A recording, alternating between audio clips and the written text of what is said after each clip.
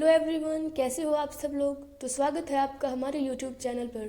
तो हमने शुरू किया हुआ था क्लास 8 का चैप्टर नंबर 1, जिसका नाम है क्रॉप प्रोडक्शन एंड मैनेजमेंट। तो पिछली वीडियो के अंदर हमने बहुत सारे टूल्स के बारे में बात की थी, जैसे कि प्लो, हो, कल्टीवेटर और ये सारे टूल्स। तो इनके एग्रीकल्चरल इम्प्लीमेंट्स के बारे में हमने पढ़ा था। तो इस वीडियो के अंदर हम बात करने वाले हैं अपने नए टॉपिक की, जिसका नाम है सोइंग। तो सोइंग से शुरू करते हैं। सोइंग का मतलब होता है बीज रोपना, मतलब बीज को बोना। तो sowing is an important part of crop production. तो सोइंग जो है एक बहुत ही ज़्यादा इम्पोर्टेंट पार्ट होता है क्रॉप प्रोडक्शन का। मतलब अगर हम बीज ही नहीं बोएंगे तो फसल कहाँ से होगी। तो फसल को उगाने के लिए सबसे ज़्यादा ज़रूरी चीज़ है, हमें बीज को बोना पड़ेगा। Before sowing good quality clean and healthy seeds of a good variety are selected. तो बीज को बोने से पहले हमें अच्छी क्वालिटी के क्लीन और हेल्दी सीड्स का सिलेक्शन करना पड़ेगा, जिससे कि जो फार्मर है उसको एक अच्छी यील्ड मिल सके, अच्छे प्रोडक्ट मिल सके। अगर हम अच्छे सीड्स को सिलेक्ट नहीं करेंगे, मिक्स्ड वैरायटी के सीड्स को ही बो देंगे, तो क्या होगा कि डैमेज सीड्स भी उसके अंदर आ जाएंगे और फार्मर की जो यील्ड है वो कम हो जाएगी, क्योंकि डैमेज्ड सीड्स जो है वो ग्रो ही नहीं करेंगे। तो इसके लिए हमें ज़रूरी है कि हमें गुड क्वालिटी और हेल्दी सीड्स को सिलेक्ट करना पड़ेगा। तो जो सिलेक्शन ऑफ सीड्स है उसकी बहुत अच्छी एक्टिविटी है जो आपको याद रखनी है। तो पहली जो है वो इसके बारे में बताती है। One day I saw my mother put some gram seeds in a vessel and pour some water on them. After a few minutes some seeds started to float on top. I wonder why some seeds float on water.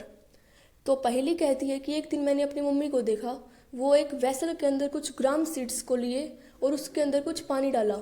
तो कुछ time बाद कुछ seeds थे जो कि पानी के ऊपर तैरने लगे और कुछ सीड्स थे जो नीचे डूब गए। तो वो पूछ रही है कि कैसे कुछ सीड्स ऊपर क्यों तैर रहे हैं और कुछ सीड्स डूब क्यों गए। तो यही हमारी एक्टिविटी है। इसी एक्टिविटी से हम सिलेक्ट करेंगे कि कौन से सीड्स हेल्दी है और कौन से सीड्स अनहेल्दी है। तो अब देखते हैं ये एक्टिविटी कैसे होती है। सो इस एक्टिविटी के अंदर हम बेसिकली क्या करते हैं, हम एक बीकर लेते हैं। बीकर के अंदर हम कुछ सीड्स डालते हैं और सीड्स डालने के बाद उसके अंदर हम पानी डालते हैं बीकर के अंदर। तो कुछ टाइम बाद क्या होगा, कुछ सीड्स ऐसे होंगे जो कि पानी के ऊपर वाली सरफेस पे आ जाएंगे, वही कुछ सीड्स ऐसे होंगे जो नीचे वाली सरफेस पे डूब जाएंगे। तो जो सीड्स पानी के ऊपर वाली सरफेस पे आ गए हैं, जो कि तैर रहे हैं पानी के ऊपर, वे है डैमेज सीड्स। वही जो सीड्स पानी के नीचे चले गए हैं, जो कि डूब चुके हैं, वे है हेल्दी सीड्स। तो हमें कैसे पता चला कि जो ऊपर वाले सीड्स हैं जो तैर रहे हैं वे डैमेज्ड सीड्स हैं, जबकि जो सीड्स पानी के नीचे चले गए हैं, जो डूब गए हैं, वो हेल्दी सीड्स हैं। क्योंकि जो डैमेज्ड सीड्स हैं वे होलो होते हैं, वे अंदर से खोखले होते हैं, इसीलिए वे हल्के होते हैं और इसीलिए वे पानी की ऊपर वाली सरफेस पे चले जाते हैं। जबकि जो हेल्दी सीड्स होते हैं वे भारी होते हैं, वे अंदर से खोखले नहीं होते, इसीलिए वे पानी के अंदर चले जाते हैं, वे डूब जाते हैं। अब आगे चलते हैं। This is a good method for separating good healthy seeds from damaged ones. तो ये एक बहुत ही अच्छा मेथड है जिससे हम हेल्दी सीड्स को डैमेज सीड्स से सेपरेट कर सकते हैं। Before sowing one of the important task is to know about the tools which is used for sowing the seeds. So sowing से पहले हमें पता होना चाहिए कि कौन कौन से टूल्स होते हैं जिससे हम बीज बोते हैं। सो अब हम बात करेंगे कि कौन कौन से ट्रेडिशनल टूल्स होते हैं और कौन कौन से मॉडर्न टूल्स होते हैं। सो पहले बात करते हैं ट्रेडिशनल टूल्स के बारे में। The tool used traditionally for sowing seeds is shaped like a funnel. So जो tools traditionally मतलब पुराने टाइम से जो लोग यूज़ करते आ रहे हैं बीज बोने के लिए, वो एक फनल की शेप में है। The seeds are filled into the funnel, passed down through 2 or 3 pipes having sharp ends. These ends pierce into the soil and place seeds there. तो जो ट्रेडिशनल टूल है उसके अंदर क्या होता है कि हम बुलॉक्स का यूज़ करते हैं, 2 बुल्स का यूज़ करते हैं, मतलब ह्यूमन लेबर का भी यूज़ करते हैं और कैटल लेबर का भी यूज़ करते हैं। और इसके अंदर हम एक फनल शेप्ड कंटेनर का यूज़ करते हैं जिसके अंदर हम सीड्स को भरते हैं और वो कंटेनर जुड़ा हुआ होता है पाइप से और वे पाइप्स नीचे मिट्टी के अंदर पेनिट्रेट करते हैं और नीचे डीपली मिट्टी के अंदर बीजों को छोड़ के आते हैं। तो ये था ट्रेडिशनल मेथड ऑफ सोइंग, मतलब एंशियंट टाइम से जो लोग यूज़ करते आ रहे हैं। इसके अंदर लोग फनल शेप्ड कंटेनर का यूज़ करते थे और वो कंटेनर बहुत सारी पाइप से जुड़ा हुआ होता था। उनके एंड्स शार्प होते थे, इसीलिए वे मिट्टी के अंदर अच्छे से पेनिट्रेट कर पाते थे और वे बीजों को मिट्टी के अंदर छोड़ के आ जाते थे। तो ये जो था वो ट्रेडिशनल टूल्स के बारे में था। अब बात करते हैं अपने अगले टूल की, जिसका नाम है सीड ड्रिल। ये एक मॉडर्न मेथड है बीज बोने के लिए। सीड ड्रिल कुछ ऐसे दिखती है। The seed drill is used for sowing with the help of tractors. तो सीड ड्रिल को हम ट्रैक्टर्स की हेल्प से चलाते हैं, मतलब ये एक मशीन टूल है। This shows the seeds uniformly eight equal distance and depth. तो ये जो है एक बहुत ही अच्छा मेथड है बीज बोने के लिए। इसके अंदर क्या होता है, एक बड़ा सा कंटेनर होता है, ये बॉक्स लाइक कंटेनर है, इसके अंदर हम सीड्स भरते हैं और ये जो है ऊपर कवर्ड होता है, इसको ढका जा सकता है और ये कनेक्टेड होता है बहुत सारे पाइप्स से, जो कि फर्दर कनेक्टेड होते हैं शेप जो शार्प एंड की पाइप होती है उनसे, और ये जो है मिट्टी के अंदर पेनिट्रेट कर पाती है और बीजों को छोड़ जाती है। तो ये कुछ था सीड ड्रिल का फंक्शन। जो सीड ड्रिल है वो बीजों को इक्वल डिस्टेंस पे बोती है, क्योंकि इसके अंदर बहुत सारी शार्प एंड की पाइप्स होती हैं। It ensure the seeds get covered by the soil after sowing. ये एंश्योर करता है कि जो बीज है वो मिट्टी के द्वारा कवर किया जाए बीज बोने से बाद। This protect seeds from being eaten by birds. और जैसे कि हम बीज को मिट्टी से कवर कर देते हैं तो बीज जो है बर्ड्स इजीली नहीं खा पाते हैं, बर्ड्स को बीज नहीं दिखता है। Seed drill saves time and labour. तो अगर हम सीड ड्रिल से बीज बोते हैं तो वो टाइम और लेबर दोनों की बचत करता है। तो जैसे कि हमने ट्रेडिशनल टूल में पढ़ा था, उसके अंदर ह्यूमन लेबर और कैटल लेबर दोनों का यूज़ होता है, तो वो टाइम भी बहुत लेती थी। लेकिन जो सीड ड्रिल है ये मॉडर्न टूल है, इसके अंदर हम मशीन टूल का यूज़ करते हैं, तो ये टाइम और लेबर दोनों की बचत करती है। अब आगे बात करते हैं appropriate distance between the seeds is necessary to avoid overcrowding of plants. तो अगर हम बीज बो रहे हैं तो उनके अंदर हमें ओवर क्राउडिंग को प्रिवेंट करने के लिए उनके बीच में अप्रोप्रिएट डिस्टेंस को मेंटेन करना होता है। हमें ना तो बीजों को ज़्यादा पास पास उगाना चाहिए, ना ही उनको ज़्यादा दूर दूर उगाना चाहिए। हमें उनके बीच में ऑप्टिमम डिस्टेंस मेंटेन रखनी चाहिए। This allows the plants to get sufficient sunlight, nutrients and water from the soil. तो अगर हम ऐसे बीजों को उगाएंगे तो सारे प्लांट्स को सफिशिएंट अमाउंट में सनलाइट, न्यूट्रिएंट्स और वाटर मिल जाएगा सोयल में से। At times a fewer plants में have to be remove to prevent overcrowding. तो कई बार क्या होता है कि हमें कुछ प्लांट्स को रिमूव भी करना होता है। प्लांट्स को रिमूव करने से ओवर क्राउडिंग प्रिवेंट हो जाती है। बात करते हैं अपने अगले टूल की, जिसका नाम है एडिंग मैन्योर एंड फर्टिलाइजर्स, मतलब मैन्योर और फर्टिलाइजर्स को ऐड करना। सबसे पहले मैन्योर और फर्टिलाइजर्स होते क्या हैं? The substances which are added to the soil in the form of nutrients for the healthy growth of plants are called manure and fertilizers.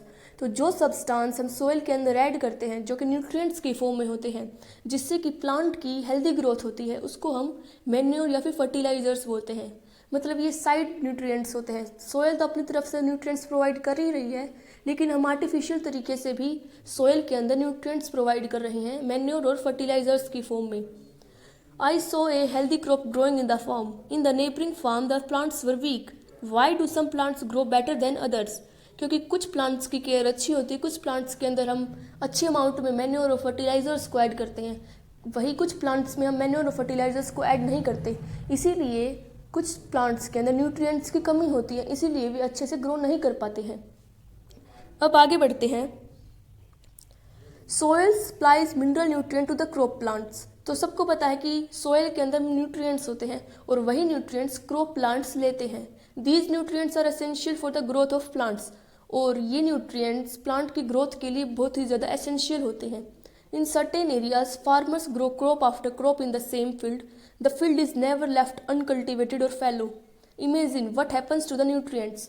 तो कुछ एरियाज में जो फार्मर्स होते हैं वो क्रॉप के बाद क्रॉप उगाते रहते हैं सेम फील्ड के अंदर। तो जो फील्ड है उसको कभी भी अनकल्टिवेटेड नहीं रखा जाता, हमेशा उसके अंदर कुछ ना कुछ उगा रहता है। तो सोचो क्या होगा न्यूट्रिएंट्स का। न्यूट्रिएंट्स प्लांट्स रेगुलरली लेते रहेंगे तो एक टाइम के बाद सोयल के अंदर न्यूट्रिएंट्स की कमी हो जाएगी। तो उस कमी को पूरा करने के लिए हमें टाइम टू टाइम सोयल के अंदर न्यूट्रिएंट्स को ऐड करना पड़ेगा, मतलब मैन्योर और फर्टिलाइजर्स को ऐड करते रहना पड़ेगा।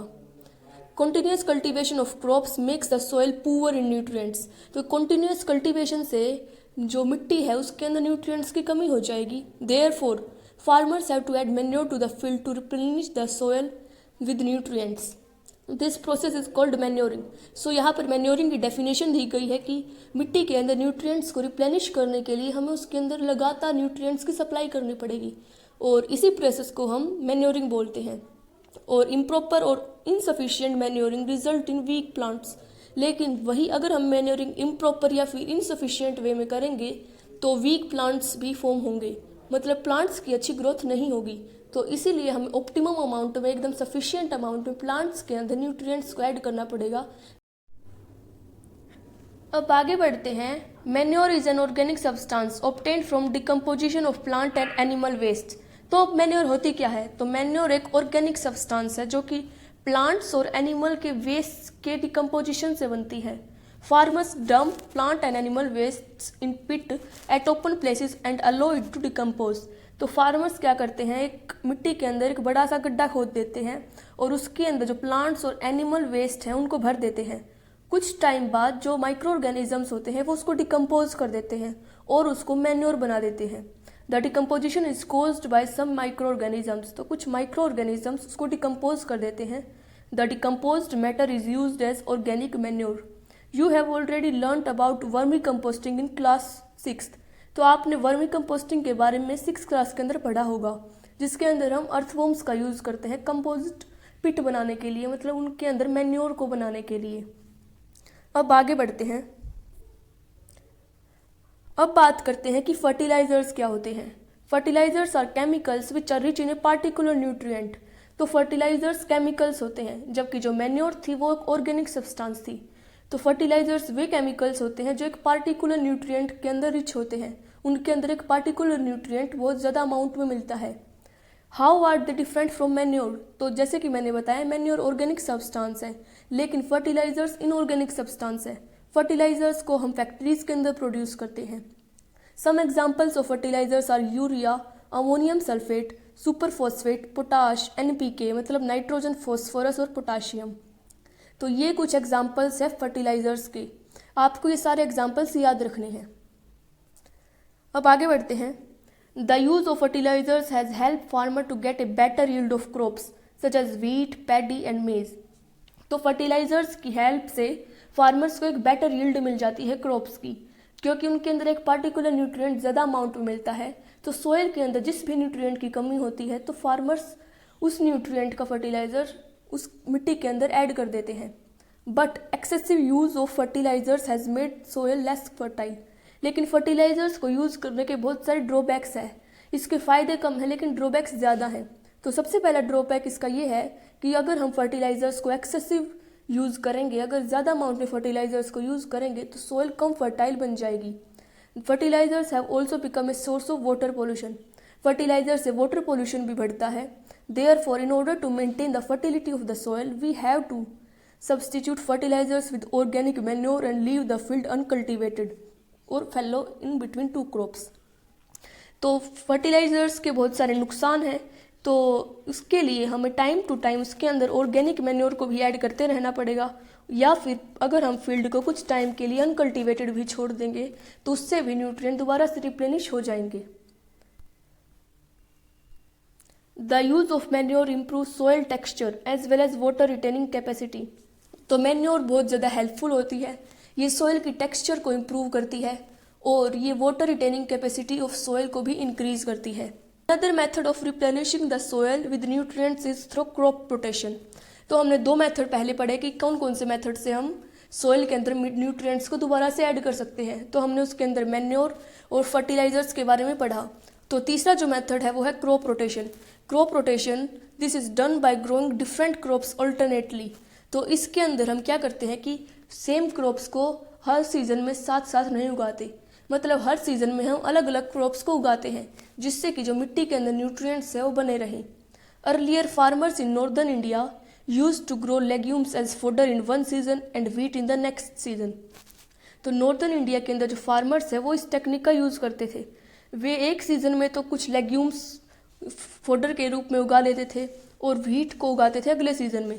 तो इस तरह क्रॉप रोटेशन के मेथड से जो सोयल के अंदर न्यूट्रिएंट्स है जो एक पर्टिकुलर क्रॉप के लिए हेल्पफुल होते हैं वे रिप्लेनिश हो जाते हैं।